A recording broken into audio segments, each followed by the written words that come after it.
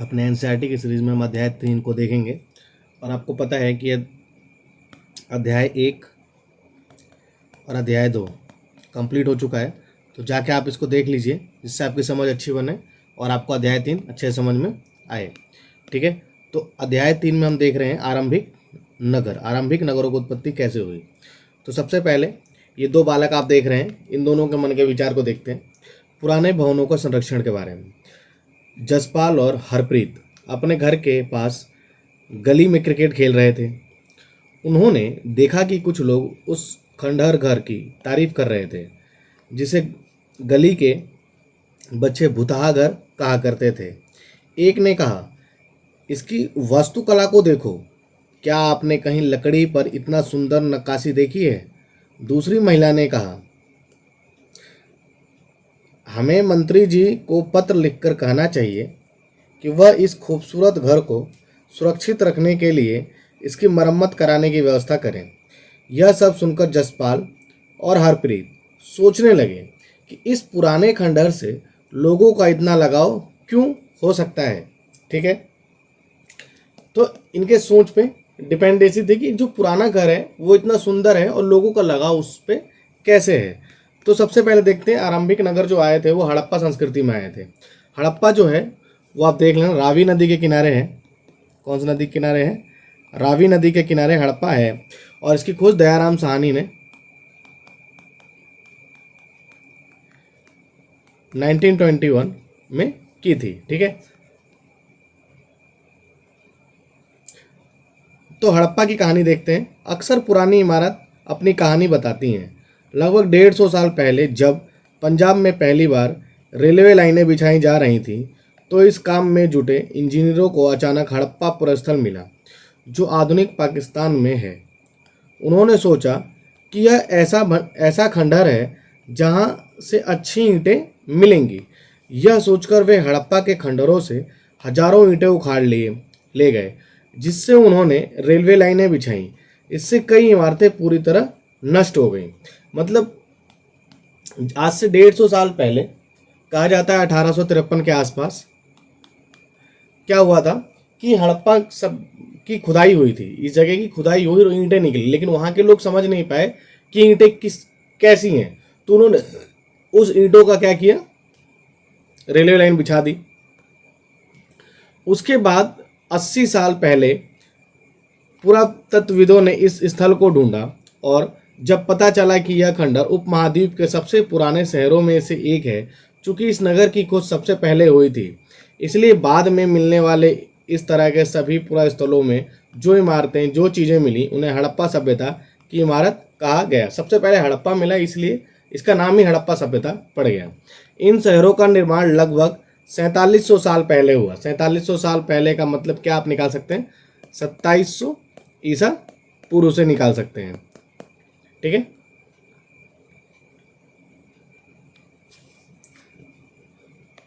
इन नगरों की विशेषता क्या थी? इन नगरों की जो विशेषता थी वह थी इन नगरों में से कई को 2 या उससे ज़्यादा हिस्सों में विभाजित किया गया था। प्रायः पश्चिमी भाग छोटा था लेकिन ऊंचाई पर बना था और पूर्वी हिस्सा बड़ा था लेकिन वह निचले इलाके में था। ठीक है, जो पश्चिमी इलाका था इसका वो ऊंचाई पर बना था और जो पूर्वी इलाका था वो थोड़ा नीचे बना था। ऊंचाई वाले भाग में पुरातत्वविदों ने इसे नगर दुर्ग बोला। जो ऊंचाई वाला भाग था उसे पुरातत्वविदों ने क्या बोला? नगर दुर्ग। नगर दुर्ग का कहा और निचले हिस्से को निचला नगर कहा। दोनों हिस्से की 4 दीवारियां पक्की ईंटों की बनाई जाती थी। इसकी ईंटें इतनी पक्की थी कि हजारों साल बाद आज तक उनकी दीवारें खड़ी रहीं। दीवार बनाने के लिए ईंटों की चिनाई इस तरह करते थे जिससे वे दीवार खूब मजबूत रहे। कुछ नगरों के नगर दुर्ग में कुछ खास इमारतें बनाई गई थीं। मिसाल के तौर पर मोहनजोदड़ो में खास तालाब बनाया गया था जिसे पुरातत्वविदों ने महान स्नानागार कहा है। ठीक है, तो महान स्नानागार कहाँ मिला है? मोहनजोदड़ो में मिला है, ये आपको याद रखना है। महान स्नानागार मोहनजोदड़ो में क्या मिला है? महान स्नानागार मिला है, आपको ध्यान रखना है। इस तालाब को बनाने में ईंट और प्लास्टर का इस्तेमाल किया जाता था, यानी उस टाइम के लोग ईंट का और प्लास्टर का इस्तेमाल का प्रयोग जान चुके थे। इसमें पानी का रिसाव रोकने के लिए प्लास्टर के ऊपर चारकोल की परत चढ़ाई गई थी। इस सरोवर में दो तरफ से उतरने के लिए सीढ़ियां बनाई गई थी और चारों ओर कमरे बनाए गए थे। इसे भरने के लिए कुएं से पानी निकाला जाता था। उपयोग के बाद इसे खाली कर दिया जाता था। शायद यहाँ विशिष्ट नागरिक विशेष अवसरों पर स्नान किया करते थे। कालीबंगा और लोथल जैसे अन्य नगरों में अग्निकुंड मिले हैं। तो आपसे कोई पूछे अग्निकुंड कहाँ से मिला है, तो कालीबंगा से मिला है और लोथल से अग्निकुंड मिले हैं, जहाँ संभवतः यज्ञ किए जाते होंगे। हड़प्पा, मोहनजोदड़ो और लोथल जैसे कुछ नगर में बड़े बड़े गृह भंडार मिले हैं। भंडारगिरी कहाँ कहाँ मिले हैं? हड़प्पा, मोहनजोदड़ो और लोथल जैसे स्थान पर भंडारगिरी भी मिले हैं। ठीक है, ये कुछ उपमहाद्वीप के आरंभिक नगर हैं, इनके बारे में बताया गया। ये आपने पहले ही देख लिया था। ये सिंधु नदी है और इसकी 5 सहायक नदियां हैं, रावी, चेनाब, झेलम, ठीक है, और सतलज। ठीक, और तो ये इसकी नदियां हैं। और इसमें हम देखते हैं सुतका को मोहनजोदड़ो जो सिंधु नदी के किनारे है, चूंदड़ो भी सिंधु नदी के पास है, धौलावीरा जो गुजरात में है, सुरकोतदा जो गुजरात में है, लोथल भी गुजरात में है, गंगेरी वाला राजस्थान में, कालीबंगा भी राजस्थान में, राखीगढ़ी भी राजस्थान में, और हड़प्पा रावी नदी के किनारे स्थित है। ठीक है, यह अरब सागर है। यह है महान स्नानागार। इसमें आप देख सकते हैं कि चारों तरफ क्या बनी है, सीढ़ियाँ बनी हैं। चारों तरफ इसमें जाने के लिए सीढ़ियाँ बनी हैं और ये इसके चारों तरफ कपड़े उपड़े बदलने के लिए घर बनाए गए हैं। ठीक है, भवन, नाले और सड़कें किसकी? हड़प्पा की। ठीक है, इन नगरों के घर आमतौर पर 1 या 2 मंजिले होते थे। घर के आंगन के चारों ओर कमरे बनाए जाते थे। अधिकांश घरों में एक अलग स्नानागार होता था और कुछ घरों में कुएं भी होते थे। कई नगरों में ढके हुए नाले थे। इन्हें सावधानी से सीधी लाइन में बनाया जाता था। हर नाली में हल्की ढलान होती थी ताकि पानी आसानी से बह सके। देखिए कितना टेक्नोलॉजी उस टाइम पे थी कि नालियों में ढलान थी ताकि पानी आराम से जा सके। अक्सर घरों की नालियों को सड़कों की नालियों से जोड़ा जाता था, जो बाद में बड़े नालों में मिल जाती थी। ये आधुनिक नगर की विशेषता भी तो है। आधुनिक नगर ने भी यहाँ से सीखा है। तो इतिहास से हमें क्या मिलता है? सीखने के लिए मिलता है।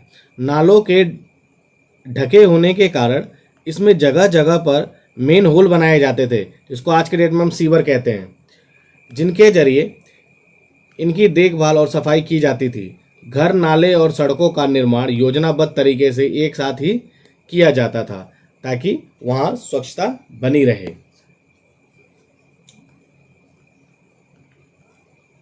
आगे देखते हैं नगरीय जीवन इनका कैसा था।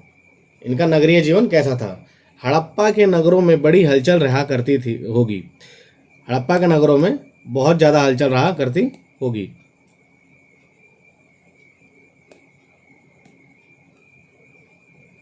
यहाँ ऐसे लोग रहते होंगे जो नगर की खास इमारतें बनाने की योजना में जुटे रहते थे। ये संभवतः यहाँ के शासक थे। यह भी संभव है कि ये शासक लोग को भेजकर दूर दूर से धातु, बहुमूल्य पत्थर और अन्य उपयोगी चीज़ें मंगवाते थे। शायद शासक लोग खूबसूरत मनकों तथा सोना चांदी से बने आभूषणों जैसी कीमती चीज़ों को अपने पास रखते होंगे। इन नगरों में लिपिक भी होते थे जो मुहरों पर तो लिखते ही थे और शायद अन्य चीज़ों पर भी लिखते होंगे जो बच नहीं पाई है। मतलब हड़प्पा सभ्यता में हमें लिपिक के भी प्रमाण मिलते हैं कि इस सभ्यता में भी लिपिक जैसा कोई रहा होगा। इसके अलावा नगरों में शिल्पकार स्त्री पुरुष भी रहते थे जो अपने घरों या किसी उद्योग स्थल पर तरह तरह की चीज़ें बनाते होंगे। लोग लंबी यात्राएं करते थे और वहाँ से उपयोगी वस्तुएं लाते थे और साथ ही लाते थे सुदूर देशों की कीमती कहानियाँ। मिट्टी से बने कई खिलौने भी मिले हैं जिनसे बच्चे खेलते होंगे। ये देख रहे हो आप, ये कुआं मोहनजोदड़ो का है और ये मोहनजोदड़ो की सड़क है। देख रहे हैं योजनाबद्ध तरीका कैसा है, तो बिल्कुल समकोण पर जाके कटेगी, बिल्कुल समकोण पर जाके कटेगी। ठीक है। और ये हड़प्पा सभ्यता की लिपि है जिसे विद्वान आज तक पढ़ नहीं पाए हैं। ये एक सींग वाला कुबड़ बैल है। ठीक है, जो हड़प्पा के सभ्यता में यहाँ के सिक्कों पर मिला है, यहाँ के मोहरों पर मिला है। ये विभिन्न प्रकार के क्या हैं, खिलौने हैं और इनसे जानकारियाँ मिलती हैं। इसको अब तक पढ़ा नहीं जा सका है क्योंकि ये चित्रात्मक लिपि है। कौन सी लिपि है? चित्रात्मक लिपि है, इसे पढ़ा नहीं जा सका अभी तक। और ये खिलौने पक्की मिट्टी के खिलौने हैं। ठीक है। नगर और नए शिल्प। आओ अब कुछ ऐसी चीज़ों के बारे में अध्ययन करें जो हड़प्पा के नगरों से प्राप्त हुई हैं। पुरातत्वविदों को जो चीज़ें वहाँ मिली हैं उनमें अधिकतर पत्थर, शंख, तांबे, कांसे, सोने और चांदी जैसी धातुओं से बनाई गई थी। यानी हड़प्पा सभ्यता में शंख की खोज हो गई थी, तांबे की हो गई थी, कांसे की भी खोज हो गई थी, सोने की भी हो गई थी, चांदी की भी हो गई थी। याद रखना, लोहे की खोज हड़प्पा सभ्यता में नहीं हुई थी, लोहे की खोज नहीं हुई थी। ठीक है। तांबे और कांसे से औजार, हथियार, गहने और बर्तन बनाए जाते थे। सोने और चांदी से गहने और बर्तन बनाए जाते थे। यहाँ मिली सबसे आकर्षक वस्तुओं में मनके, बाट और फलक हैं। देख रहे हैं क्या कलाकारी थी, एकदम क्यूब बनाया हुआ है, बढ़िया क्यूब। ठीक है।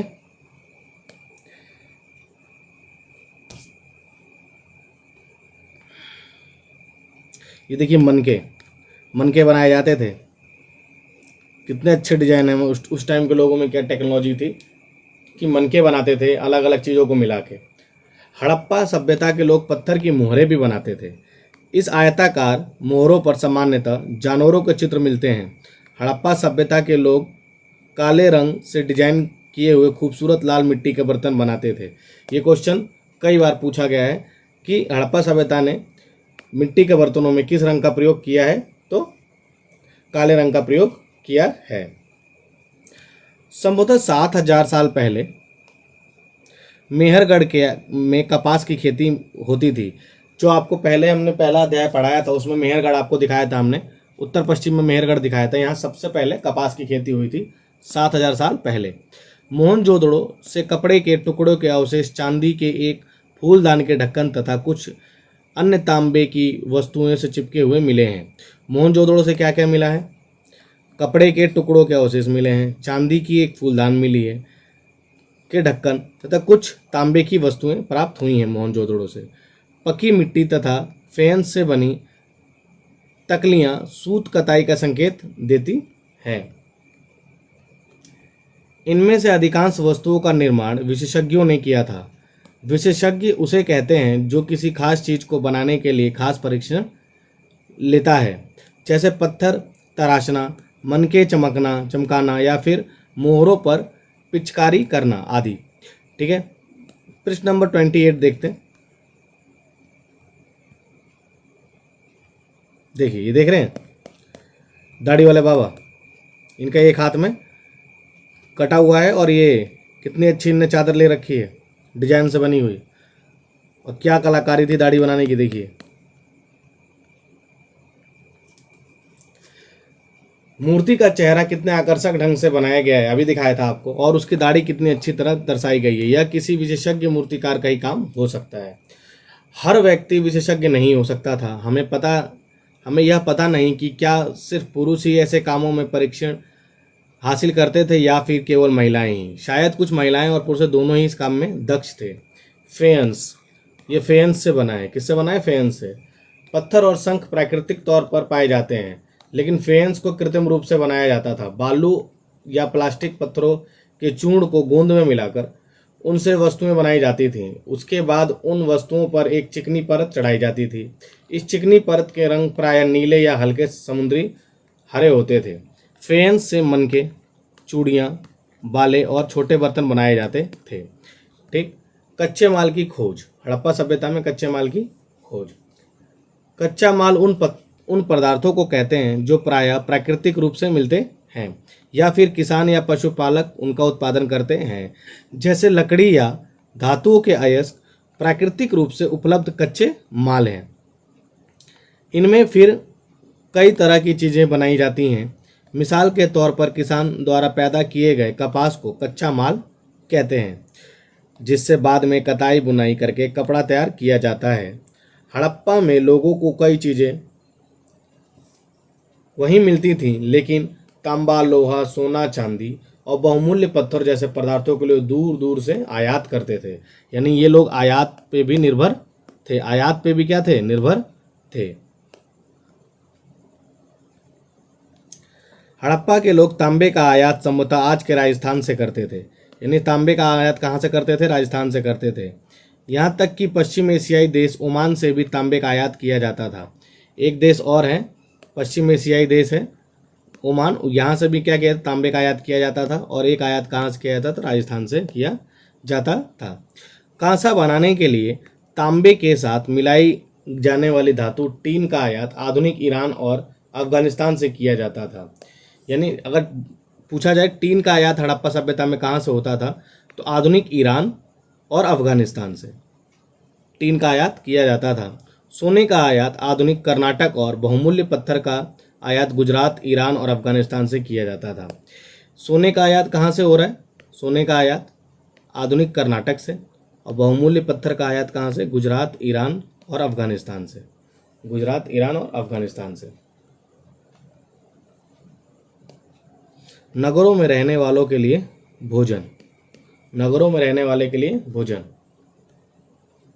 जो मुहर है देखिए, हड़प्पा सभ्यता कितनी अच्छी मुहर है।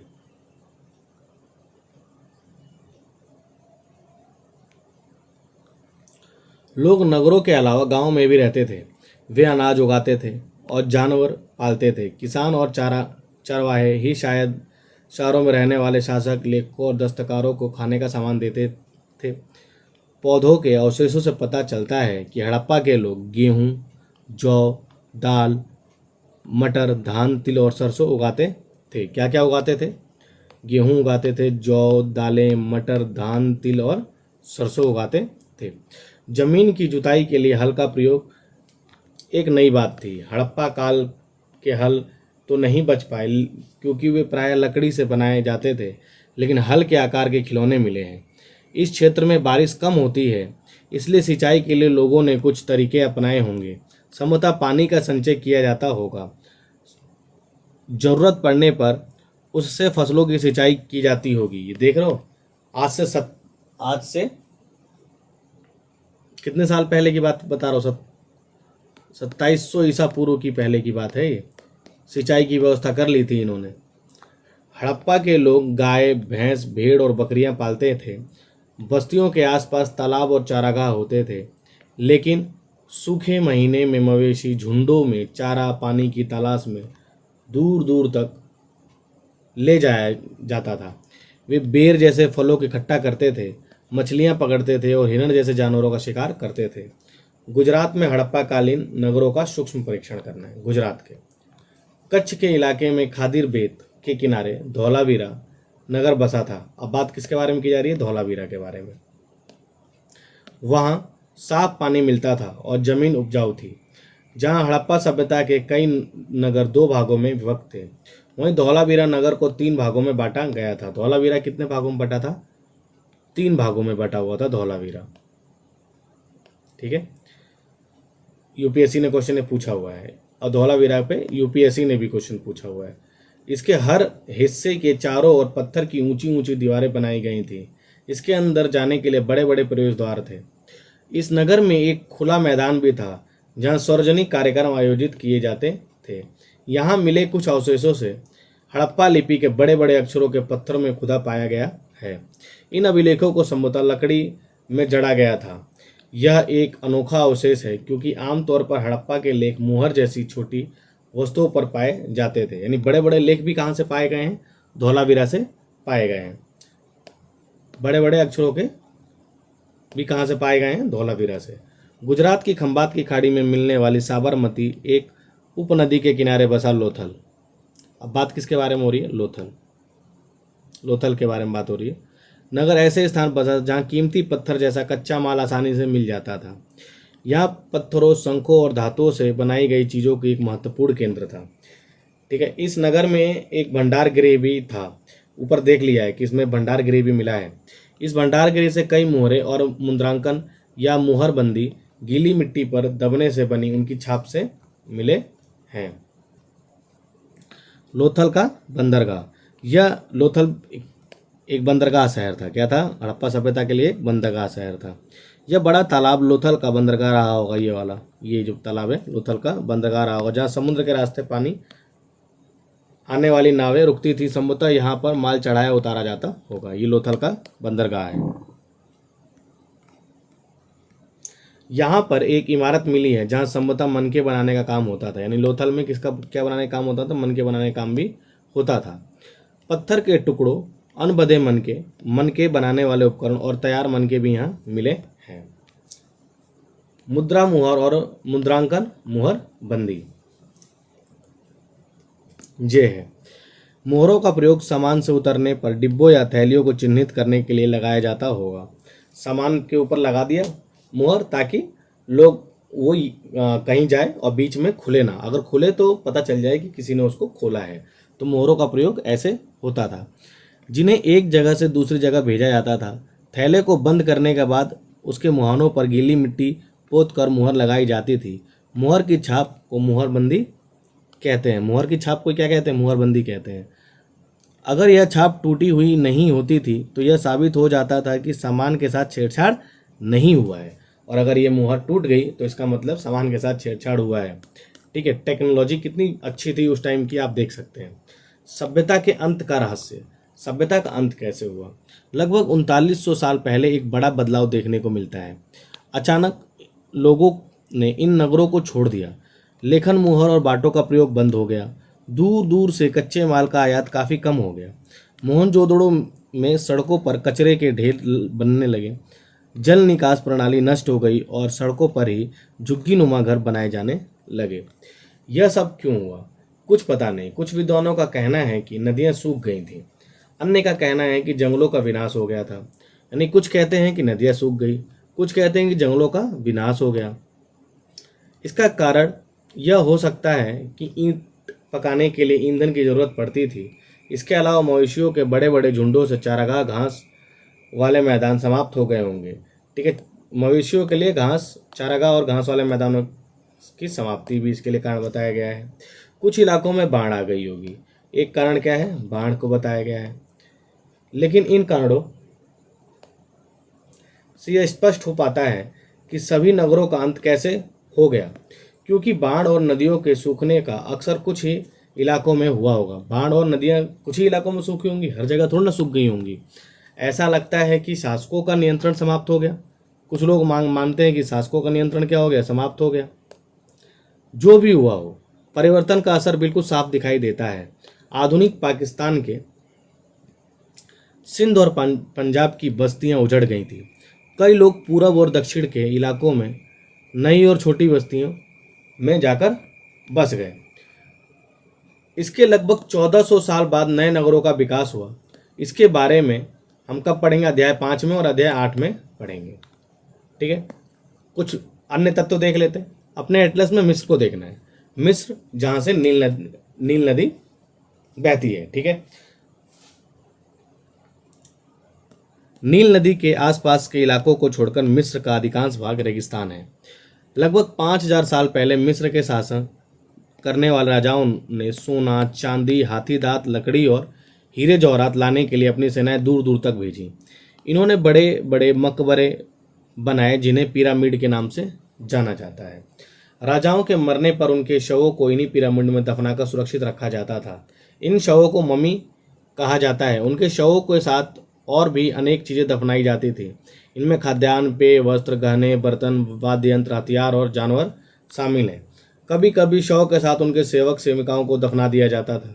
दुनिया के इतिहास में शवों को दफनाने की परंपरा को देखते हुए मिस्र में सबसे ज़्यादा धन दौलत खर्च किया जाता था। ठीक है, और अभी एक्सरसाइज आ गया है। एक्सरसाइज आपका होमवर्क है। एक्सरसाइज आपका होमवर्क है, मैं आपको दिखा देता हूँ। और ये जो उपयोगी वर्ड हैं आप आपको करा चुका हूँ मैं। नगर, नगर दुर्ग, शासक, लिपिक, मोहर, शिल्पकार, धातु विशेषज्ञ, कच्चा माल, हल और सिंचाई, इनके बारे में आपको करा चुका हूँ। इनके बारे में आपको 10-10 वर्ड में लिखना है और बाकी आपका होमवर्क है जो आप जिसका आंसर आपको दिखना है और अच्छे से लिखना है, ठीक है। 100 वर्ड में आंसर लिखना है क्वेश्चनों का। और कुछ तिथियां हैं। मेहरगढ़ में कपास की खेती 7000 साल पहले, नगरों का आरंभ 4700 साल पहले, हड़प्पा के नगरों का अंत 3900 साल पहले, अन्य नगरों का विकास 2500 साल पहले, ठीक है। यह आपका अध्याय 3 था जो समाप्त हो चुका है। अगर आपको ये अच्छा लगे तो लाइक और सब्सक्राइब करना ना भूलिएगा और मिलते हैं आपसे अगली वीडियो में, ठीक है। तो अच्छे से पढ़िएगा और ध्यान दीजिएगा कि आपसे कोई भी क्वेश्चन ना छूटे और क्वेश्चनों को करने की पूरी कोशिश करिएगा। धन्यवाद।